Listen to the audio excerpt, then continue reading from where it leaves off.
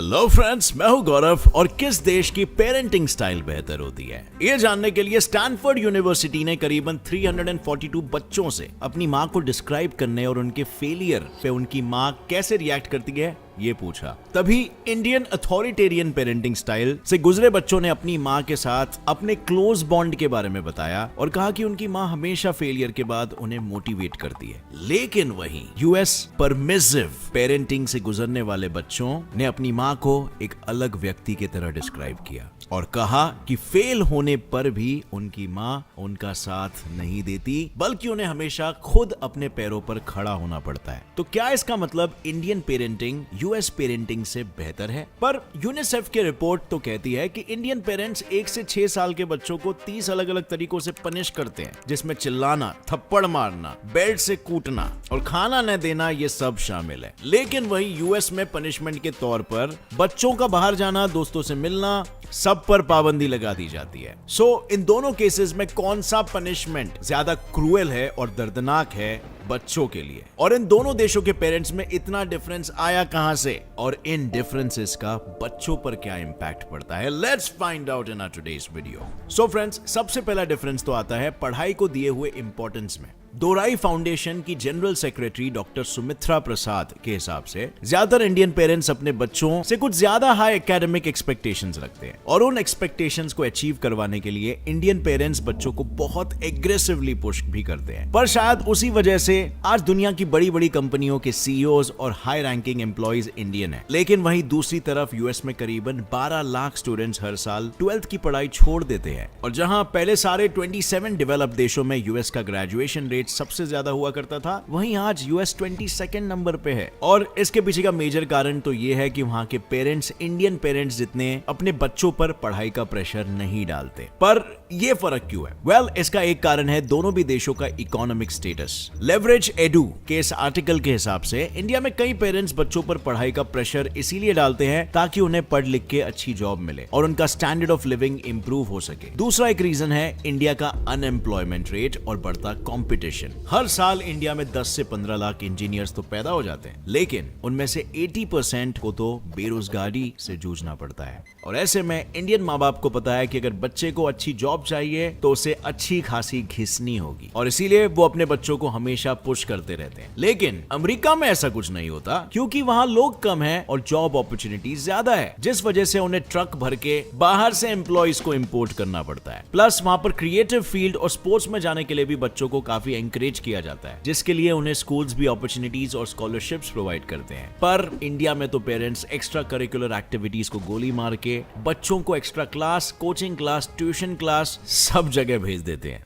भेज दिया, इसमें कोई प्रॉब्लम नहीं है। लेकिन एक चीज आप लोग भी एग्री करोगे कि हमें कभी ये नहीं बताया जाता कि जो बाहर की दुनिया है ना, हमारे स्ट्रीट्स, हमारे रोड्स, फ्लाईओवर्स, पब्लिक प्रॉपर्टीज, ये सब भी हमारा घर है। इंडियंस की एक बात बहुत ही सही है कि घर अगर अपना हो तो हम उसे बहुत ही साफ, स्वच्छ, सुंदर बनाए रखेंगे, बट वहीं पर हम रोड्स पे सारा कूड़ा करकट फेंकेंगे। मतलब ये जो डिस्टिंक्शन है ना कि भाई रोड्स तो गवर्नमेंट की प्रॉपर्टी है, पब्लिक प्रॉपर्टी है, हमारा घर हमारी प्रॉपर्टी है जिसे हमें साफ रखना है, ये माइंडसेट एक्चुअली में फॉरेन के लोगों में नहीं होता और खास करके अमेरिकन में बिल्कुल नहीं। वो अपने रोड्स को, अपने पूरे कंट्री को अपना ही घर समझते हैं। अब फ्रेंड्स, एक डेटा के मुताबिक इंडिया में हर रोज 25,000 टन्स ऑफ प्लास्टिक जनरेट होता है और इसमें से 40% जो प्लास्टिक है ना, वो कलेक्ट भी नहीं करा जाता है, बस ऐसे ही रोड्स पे पड़ा रहता है। और अगर मैं पर्सनली मुंबई की बात करूं तो मुंबई में 35% रोड्स ब्लॉक्ड है और उसके पीछे का रीजन ये है कि कुछ पॉलिटिकल वजहों की वजह से गवर्नमेंट्स के बीच में ही कोऑर्डिनेशन नहीं है प्रॉपर। अब ऑब्वियसली हम सब ये जानते हैं कि हमारे गवर्नमेंट के ऑफिशियल्स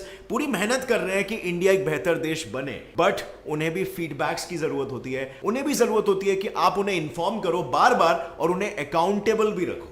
अच्छे लीडर्स ये चाहते हैं कि आप उन्हें अकाउंटेबल रखो, because we humans are not perfect. Potholes, कचरा, वाटर लॉगिंग जैसे इश्यूज तो पूरा देश फेस करता है, लेकिन इस पर एक्ट करना और इसे बेहतर बनाना, इसे सुधारने की रिस्पॉन्सिबिलिटी हमारी भी है, जो हम कर सकते हैं अगर हम आज से शुरू करें तो। हर किसी को इंडिया में बदलाव तो लाना है, मगर बदलाव का हिस्सा नहीं बनना, क्योंकि उन्हें पता ही नहीं कि कैसे बनते हैं।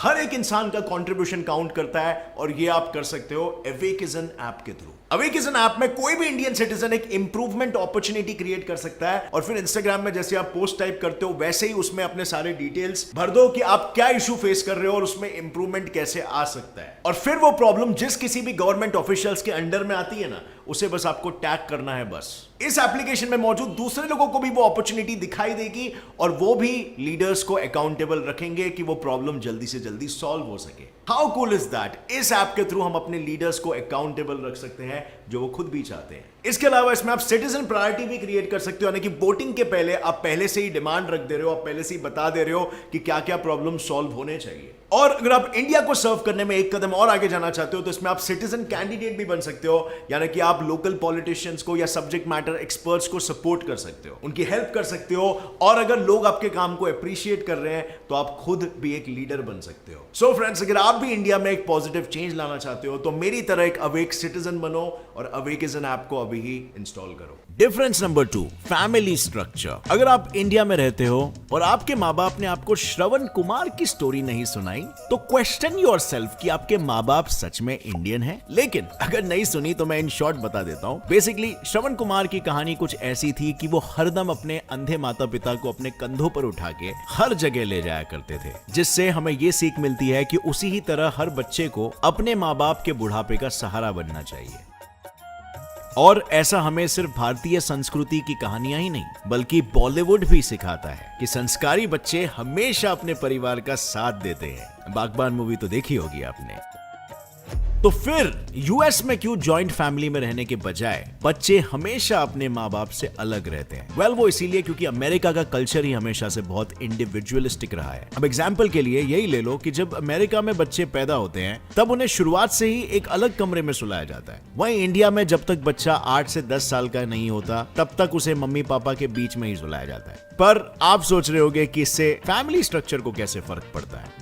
अलग रूम में सुलाना तो बस एक एग्जाम्पल था, पर अमेरिका में बच्चों के कमरे से माँ बाप के कमरे तक का फासला समय के साथ साथ उनके रिश्ते के बीच भी आ जाता है, क्योंकि वो अपने बच्चे की जिंदगी में उतने इन्वॉल्व्ड नहीं रहते हैं। और जब कॉलेज के लिए बच्चा घर छोड़कर निकलता है तो वो कभी वापस नहीं आता, यानी उसकी तब से एक अलग ही जिंदगी शुरू हो जाती है और वो फिर से अपने माँ बाप के साथ नहीं रहता। और स्टैटिस्टिक्स के हिसाब से यूएस में से 40% बच्चे ही अपने पेरेंट्स के साथ रहते हैं। लेकिन वही इंडिया में बच्चा जब तक 10 साल का नहीं होता तब तक अपने मम्मी पापा के बीच सुलाया जाता है। वो क्या पहनेगा, क्या पढ़ेगा, किससे शादी करेगा, सब कुछ माँ बाप ही डिसाइड करते हैं। और द हिंदू के इस आर्टिकल के अनुसार ऑलमोस्ट 80% इंडियन बच्चे आज भी अपने पेरेंट्स के साथ ही रहते हैं।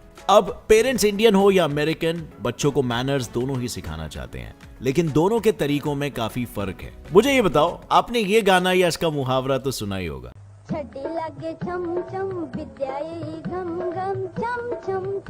राइट? मे बी सारे इंडियन पेरेंट्स नहीं, पर कई सारे पेरेंट्स बच्चों को पनिश करने के लिए फिजिकल पनिशमेंट का यूज करते हैं। और यूनिसेफ की एक रिपोर्ट के हिसाब से इंडियन पेरेंट्स 30 अलग अलग पनिशमेंट टेक्निक्स यूज करते हैं, जिसमें बच्चों पर चिल्लाना, थप्पड़ मारने से लेकर बच्चों को खाना नहीं देना, बेल्ट से मारना, पाइप से मार खाना, इन माई केस सब कुछ आता है। पर वहीं पर अमेरिका में कई पेरेंट्स पनिशमेंट के तौर पर ग्राउंडिंग टेक्निक का यूज करते हैं, जिसमें वो अपने बच्चों को स्कूल के अलावा बाकी कहीं भी जाने से और कुछ भी करने से बैन कर देते हैं। हाँ, लेकिन ऐसा नहीं है कि सिर्फ इंडियन पेरेंट्स ही फिजिकल पनिशमेंट देते हैं। एक रिपोर्ट के अनुसार 20% अमेरिकन आज भी सोचते हैं कि बच्चों को सुधारने के लिए मारना जरूरी है। लेकिन वहां फिजिकल पनिशमेंट्स का आंकड़ा कम होने का कारण यह है कि अमेरिका में बच्चों को मारना एक ऑफेंस हो सकता है, जिसके लिए लोगों को 6 साल तक की भी जेल हो सकती है।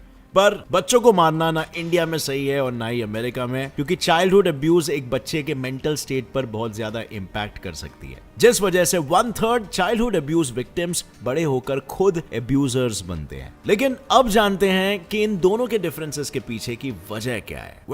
उसका रीजन ये है कि दोनों अलग अलग पेरेंटिंग स्टाइल्स यूज करते हैं। कई इंडियन पेरेंट्स यूज करते हैं अथॉरिटेरियन पेरेंटिंग स्टाइल। बेसिकली ये वो पेरेंट्स होते हैं जिनके बच्चे उनका नंबर मोगैम्बो करके सेव करते हैं, क्योंकि उनका हर शब्द मानो बच्चों के लिए पत्थर की लकीर होता है और इनका मेन फोकस होता है अपने बच्चों को हमेशा डिसिप्लिन रखना। और ये अपने बच्चों से बहुत ही ज्यादा हाई एक्सपेक्टेशंस रखते हैं, जिसे अचीव करवाने के लिए वो बच्चों को पनिश करने से भी नहीं हिचकिचाते। वहीं दूसरी ओर American parents permissive parenting style use करते हैं। इन शॉर्ट, ये वो पेरेंट्स होते हैं जो अपने बच्चों के पेरेंट्स नहीं बल्कि दोस्त बन के रहने की कोशिश करते हैं। अब दोस्त बनने के चक्कर में ये अपने बच्चों को जो चाहिए वो करने तो दे देते हैं, लेकिन वो अपने बच्चों की लाइफ में ज्यादा इन्वॉल्व नहीं रहते, जिस वजह से बच्चों को लाइफ में ना कोई प्रॉपर गाइडेंस मिल पाता है और ना ही कोई डायरेक्शन। और कम्युनिकेशन ऐसे घरों में ओपन होता है, पर बच्चों को सोल्यूशन देने के बजाय वो बच्चों को खुद का डिसीजन खुद लेने छोड़ देते हैं। पर इन दोनों भी देशों में इतने अलग अलग पेरेंटिंग स्टाइल्स कैसे डेवलप हुए, ये सवाल आपके दिमाग में सता रहा होगा, है ना? वेल, ये जानने के लिए हमें 2010 के रिसर्च लिंक जर्नल के पन्नों को पलटना होगा, जहां हमें मिलेगी पब्लिश की गई study cultural differences in parenting practices, what Asian American families can teach us. इस स्टडी के अनुसार किसी भी देश की हिस्ट्री और उनका कल्चर वहां के लोगों के पेरेंटिंग स्टाइल पे काफी इंपैक्ट करता है। अब एग्जाम्पल के लिए अगर हम इंडिया की बात करें तो गुरुकुल सिस्टम भी यहाँ के एंशिएंट कल्चर पेरेंटिंग स्टाइल का हिस्सा था, जो उस समय बच्चों को यही सिखाता था कि अथॉरिटी यानी अपने बड़ों की रिस्पेक्ट करो, माँ बाप के प्रति डिवोशन रखो और पढ़ाई लिखाई को सबसे ज्यादा अहमियत दो।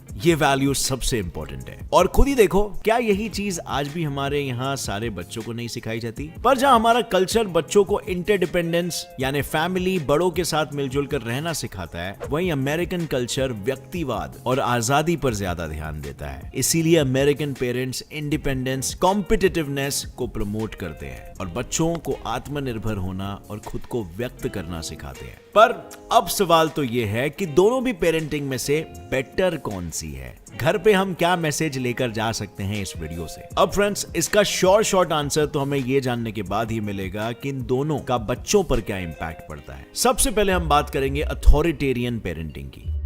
अपने research depression among adolescents, role of self efficacy and parenting style में कुरुक्षेत्र यूनिवर्सिटी के प्रोफेसर हरदीप लाल जोशी ने यह कहा है कि जिन बच्चों के माँ बाप अथॉरिटेरियन पेरेंटिंग यूज करते हैं, वो बच्चे काफी बार डिप्रेशन का शिकार बनते हैं और उनका सेल्फ एस्टीम भी काफी लो होता है, क्योंकि उनके पेरेंट्स कॉन्स्टेंटली उनके सामने बहुत ज्यादा हाई एक्सपेक्टेशंस रखते हैं, जो अगर पूरे नहीं हुए तो काफी बार पेरेंट्स बच्चों को पनिश करते हैं या फिर डांटते हैं, जिस वजह से बच्चों का सेल्फ एस्टीम कम होते जाता है। साथ ही एन थॉम्सन की एक स्टडी के हिसाब से स्ट्रिक्ट और हार्श अपब्रिंगिंग, जिसमें बच्चों पर चिल्लाया जाता है, उन्हें डांटा जाता है और उन्हें फिजिकल पनिशमेंट्स दिए जाते हैं, उन बच्चों में 5 से 10 साल की उम्र से ही एंगर इश्यूज होने की शुरुआत हो जाती है।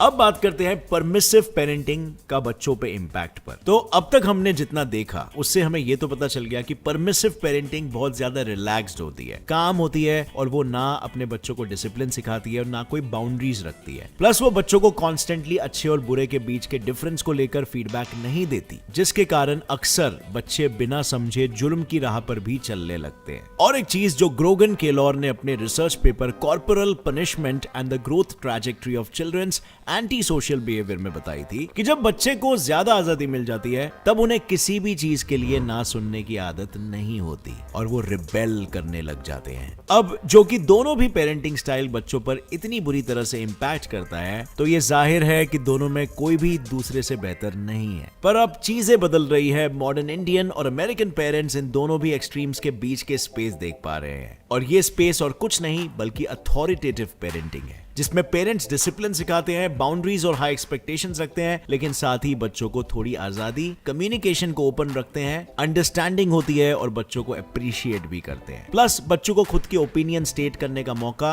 और कुछ जगहों पर खुद के डिसीजंस लेने भी दिए जाते हैं। सो फ्रेंड्स, आप मुझे बताओ कि आपके पेरेंट्स कौन सी टेक्निक यूज करते हैं? क्या वो आपके जिंदगी के मोगैम्बो थे, या तुम पे ध्यान देने वाले दोस्त, या तुम पे ध्यान ना देने वाले दोस्त? मुझे नीचे कमेंट सेक्शन में जरूर बताना। और हाँ, इस वीडियो से कुछ भी नया सीखने मिला तो पता है क्या करना है, एक लाइक बटन ठोकना, अपने सभी फ्रेंड्स के साथ शेयर करना ताकि वो भी इस वीडियो से कुछ सीख सके। और हाँ, सब्सक्राइब कर लेना बेल नोटिफिकेशन ऑन करके, क्योंकि आगे ऐसी इंटरेस्टिंग और इन्फॉर्मेटिव वीडियोस आप कभी भी मिस नहीं करना चाहोगे। As always friends, stay curious, keep learning and keep growing. Jai Hind.